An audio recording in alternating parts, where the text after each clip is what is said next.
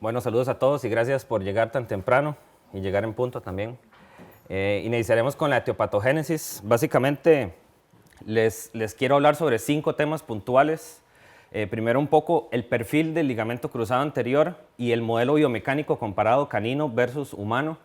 Después hablaré un poco sobre los tipos de rupturas, lo que es la ruptura parcial versus la completa, la ruptura traumática versus la espontánea o no traumática.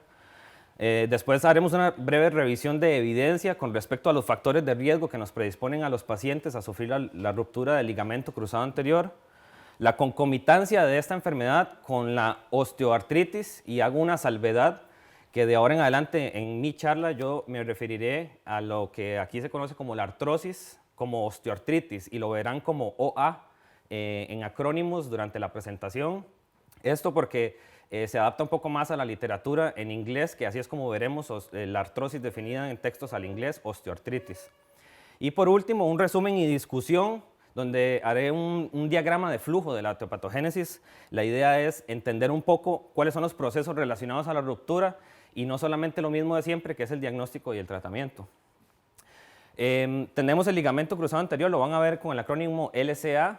Tenemos la enfermedad, que la enfermedad se puede dar antes, durante y después. Y tenemos la ruptura, que simplemente es un evento en el tiempo en el cual el ligamento se ha roto, las fibras han cedido de sí. Ligamento cruzado anterior se compone en su mayoría por colágeno tipo 1. Esto es muy importante, lo veremos adelante, porque de esto depende mucho las reacciones cruzadas que suceden dentro de la sinovia. Y después tiene una matriz extracelular, un MEC, que se compone de agua, elastinas, proteoglicanos, glicolípidos. Esto lo que hacen es brindar cohesión entre las fibras de colágeno tipo 1 que se encuentran en el ligamento. Desde un punto de vista biomecánico, el ligamento lo que hace es estabilizar la rodilla y eso es básicamente su función primordial. El ligamento cruzado anterior previene que la tibia, la parte proximal de la tibia, se desplace hacia craneal con respecto al eje del fémur.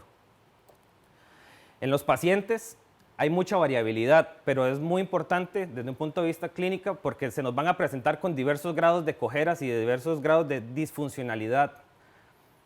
La incidencia bilateral en un estudio de bote del 2009 se ha encontrado a un 50% en los primeros 5.5 meses. Antes de los 6 meses, en labradores específicamente este estudio, se ha encontrado que el ligamento contralateral se romperá además. Es multifactorial y complicado, eso lo veremos ya cuando describa la etiopatogénesis detallada.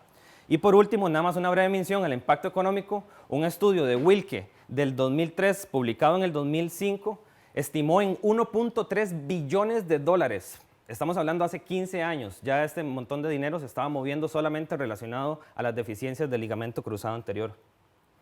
Entonces, esta es la comparativa de cargas biomecánicas y el ángulo de la rodilla en estación humano versus perro. Y es que en el humano las superficies de carga son planas, una con la otra, y las fuerzas se traducen a través del miembro. Hay una fuerza de compresión sobre la superficie articular. En el perro, como estamos en una estación de 4 patas, el ángulo de la rodilla se encuentra aproximadamente en estación a 135 grados. Adicionalmente, el plató tibial, esta superficie que está acá, que es la superficie de carga de la rodilla, se encuentra en un ángulo adicional con respecto al axis de la tibia, por lo que supone una inclinación y un deslizamiento del fémur con respecto a la tibia. Ahí es donde entra el ligamento cruzado para prevenir ese deslizamiento. Entonces, si nos recordamos estos 135 grados, nos vamos al modelo anatómico y podemos ver la flecha roja que nos representa el ligamento cruzado anterior en su función de detener ese desplazamiento. Y les quiero recordar que la línea verde punteada es el plató tibial, es la superficie de carga. A veces tendemos a pensar que la superficie de carga de la rodilla es toda la superficie tibial, más la superficie de carga solo representa el plató tibial, que es la zona más posterior, más caudal, la zona de los cóndilos. Ahí es donde se apoyan los cóndilos femorales. Tenemos una radiografía, volvemos a colocar nuestro ligamento cruzado para entenderlo así de esa manera. Tenemos nuestra superficie de apoyo de los cóndilos femorales, pero si nosotros perdemos el ligamento cruzado anterior, lo que se va a generar es una inestabilidad de la articulación. La tibia hacia craneal el fémur deslizándose hacia caudal. Y eventualmente esto se traduce en una inestabilidad de la rodilla, que es lo que nosotros conocemos como el signo de cajón, que es el signo inequívoco de la ruptura del ligamento. Ahora, existen varios tipos de rupturas. Las rupturas parciales son especialmente complicadas porque tienen una clínica muy variada. Pueden ser animales que tienen estabilidad relativa. Puede ser que algunos estén inestables, como si estuvieran rotos. Algunos pudieran tener estabilidad que te hace pensar, esto está roto o no está roto. Las maneras más fiables de poder diagnosticar rupturas parciales es por medio de artroscopia o ciertas técnicas de resonancia magnética. Por otro lado, tenemos la ruptura completa, que la ruptura completa se nos puede dar en dos tipos de versiones. Primero, la ruptura espontánea. Antes creíamos que todos los animales que se rompían los cruzados eran como los humanos, deportistas que en alto rendimiento se han roto un ligamento. Pues en perros no ocurre esto. En perros aproximadamente el 80% de los casos que se nos presentan con enfermedad y ruptura del ligamento cruzado anterior les precede un proceso degenerativo en la rodilla subclínico que no hemos podido detectar y que ha debilitado sistemáticamente el ligamento cruzado anterior.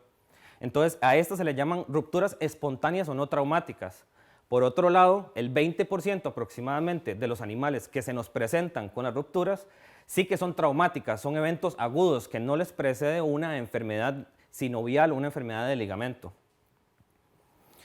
Nada más una breve mención a la morbilidad asociada al paciente, y esto ya lo mencioné anteriormente también.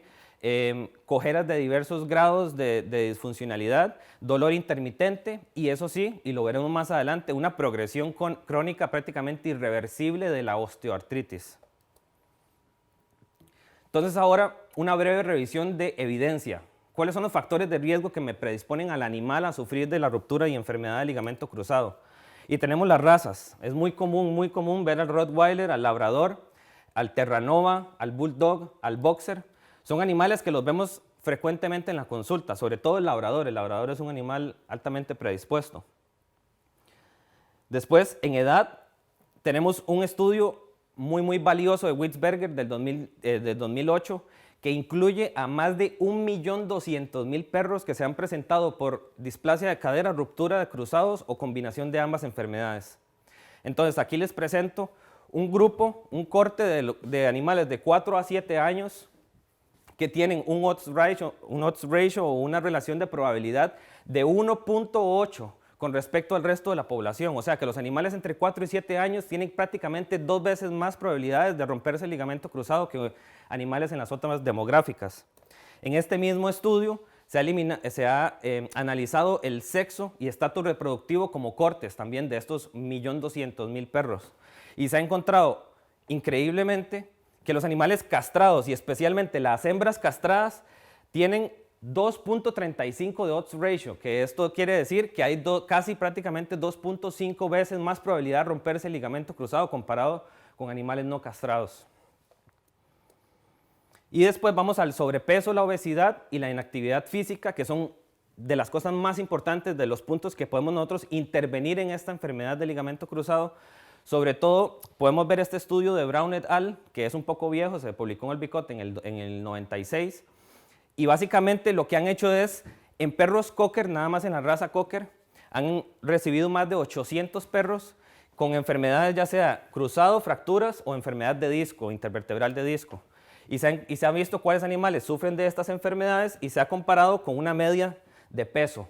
Quiere decir que de los 800 y resto de animales que se han visto, la mayoría tenían pesos con una desviación estándar entre 13 y 14 kilogramos. Y vemos que los animales que sufren cruzados, está la media muy por encima de esto, lo cual nos confirma que el sobrepeso es un factor de riesgo. O sea, esto no lo exponen los autores en este estudio. Son cosas que tenemos que tomar en cuenta y que nos brindan evidencia contundente de que tenemos que hacer intervenciones valiosas sobre peso, sobre actividad física, sobre el estado de los ligamentos. Ahora, dentro de los factores de riesgos idiosincráticos del animal, tenemos entonces, por ejemplo, los genéticos. Dentro de los terranoas se encontró una prevalencia del 22%, y esto fueron casi 1.000 terranoas que se han visto. La prevalencia de cruzado dentro de una sola raza. No hay estudios, por ejemplo, específicamente en labradores con números tan grandes, pero estoy seguro que andaría por ahí o más. El modelo recesivo tiene una penetrancia del 51%. ¿Eso qué quiere decir? Que los animales que genéticamente presentan los genes que los predisponen a la ruptura del ligamento cruzado, el 51% ha presentado signos clínicos asociados a esa ruptura. Y esto nos dice que el factor genético tiene una importancia bastante alta, pero también nos dice que un 49% de la probabilidad de que se presente esta enfermedad se da por factores ambientales o factores propios del individuo como el peso, la inactividad, etc. Estos factores genéticos nos predisponen a los problemas o las deficiencias conformacionales óseas, que esto predispone mucho a la osteoartritis y a la carga sobre el ligamento cruzado anterior que después puede provocar la misma enfermedad. En fémur y rodilla tenemos el mal alineamiento del tendón patelar, que eso también, al haber luxación de la rótula, también perdemos un poco de extra estabilidad que nos brinda el tendón patelar. Genu varum, deformidades angulares, igual que en la tibia. Y justamente les tengo esta radiografía donde podemos ver un animal, sin meterme mucho con imágenes, donde tenemos un animal que tiene signo de copa en su cóndilo tibial lateral porque hay inestabilidad en la rodilla. ¿Por qué? Porque hay una curvatura en la tibia proximal que causa una incongruencia articular. El cuerpo lo que trata de hacer, y esto es una reconstrucción de un TAC de este mismo animal, donde podemos ver la curvatura en el eje axial de la tibia, y esto provoca una incongruencia a nivel del apoyo de los cóndilos femorales sobre la superficie articular. Entonces, un breve resumen, por lo menos de esta parte: inicio de inflamación y degeneración crónica por factores de riesgo, ambientales, etc. Tenemos rupturas parciales con estabilidad articular, tenemos eventos traumáticos o semitraumáticos, patologías secundarias, sepsis, leishmania, una serie de enfermedades sistémicas que nos pueden causar una condición de inflamación sinovial, que esto después causa un detrimento en la calidad del ligamento cruzado anterior. Inflamación linfocítica o plasmocítica crónica, que es inespecífica, no nos dice mucho. Cuando obtenemos una sinovia, una muestra sinovial, solo podemos descartar alguna otra cosa como sepsis. Derrame sinovial y cambio de las propiedades físicas de la elasticidad y viscosidad del líquido sinovial. Debilitamiento y degradación de la calidad de la matriz extracelular y la cohesión del colágeno. Entonces las fibras de colágeno se nos empiezan a abrir, se nos empiezan a separar, y vemos que en animales que se les rompe el ligamento tenemos enlaces inmaduros en fibras de colágeno desde el punto de vista histopatológico, y tenemos un aumento en la secreción de proteasas como la metaloproteinasa 2, que es una proteasa específica de colágeno tipo 1. Después tenemos la ruptura espontánea del ligamento, que alternativamente podría ser traumática en el menor de los casos. Y por último, una osteoartritis o una artrosis progresiva y que cuesta mucho detenerla en verdad.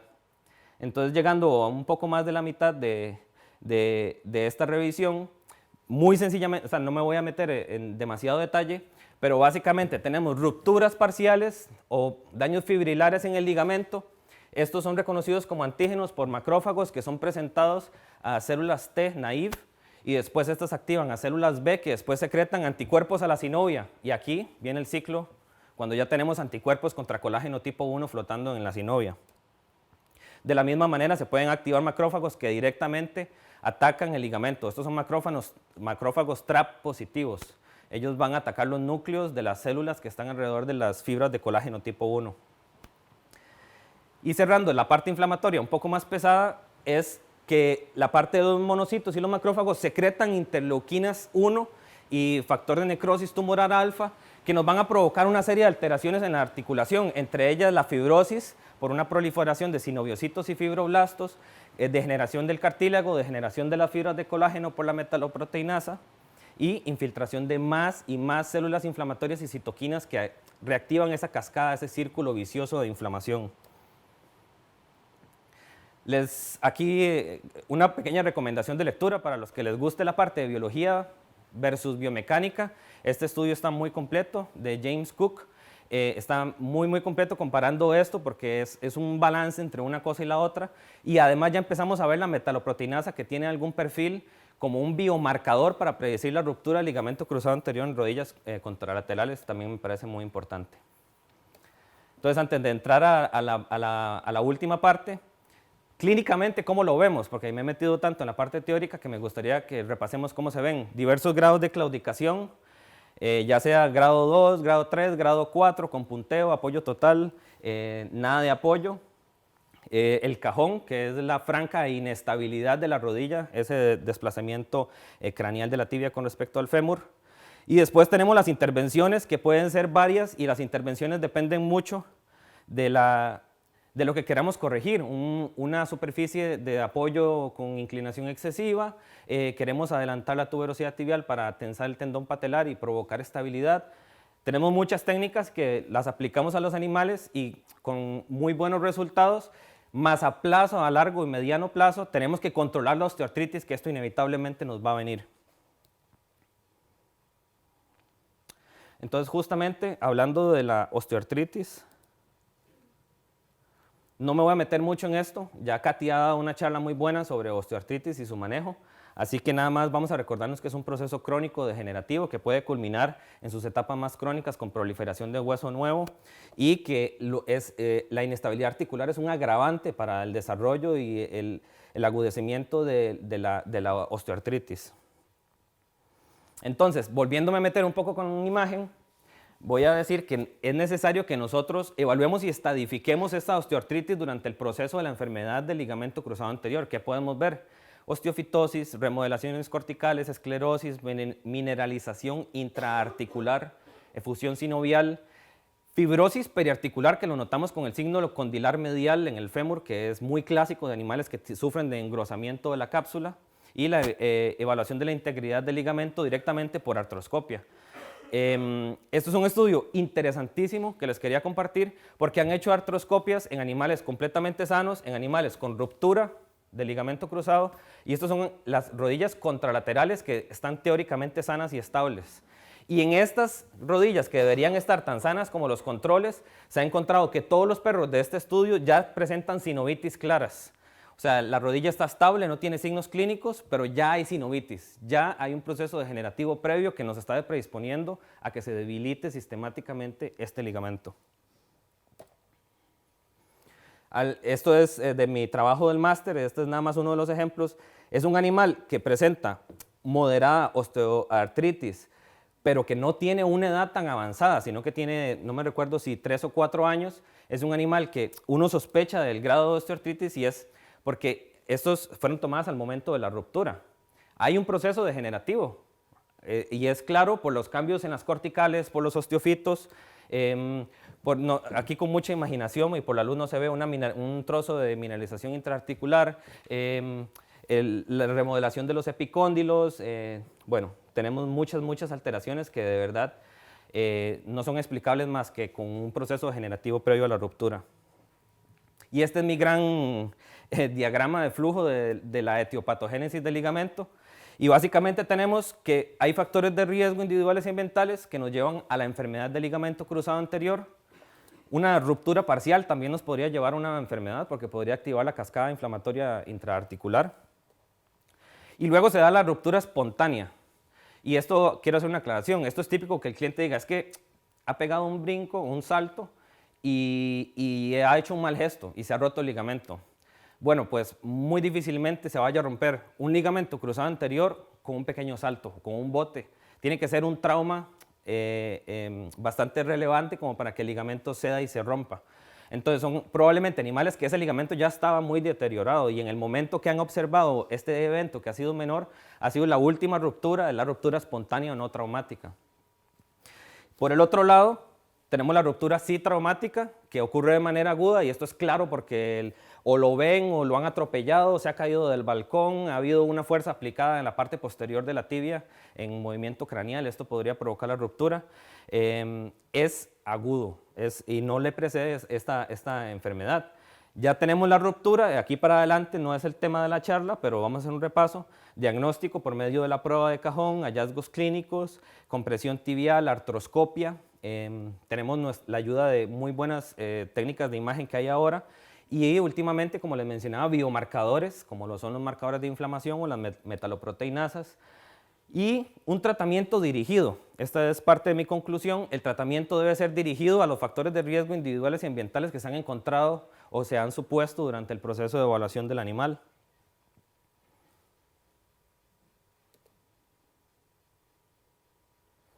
Básicamente lo que quería yo exponer con esta presentación es que la ruptura del ligamento cruzado anterior no es un evento como tal, o sea, o en muy pocos de los casos es un evento como tal. Hay una gran gama de actores que intervienen en esa degeneración, en esa enfermedad que está antes, durante y después de la ruptura.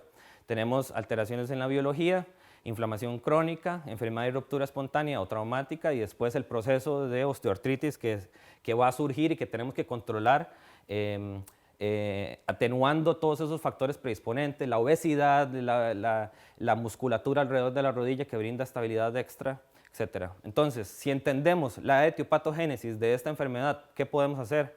Podemos identificar el perfil o grado de posible predisposición de un animal para sufrir la ruptura.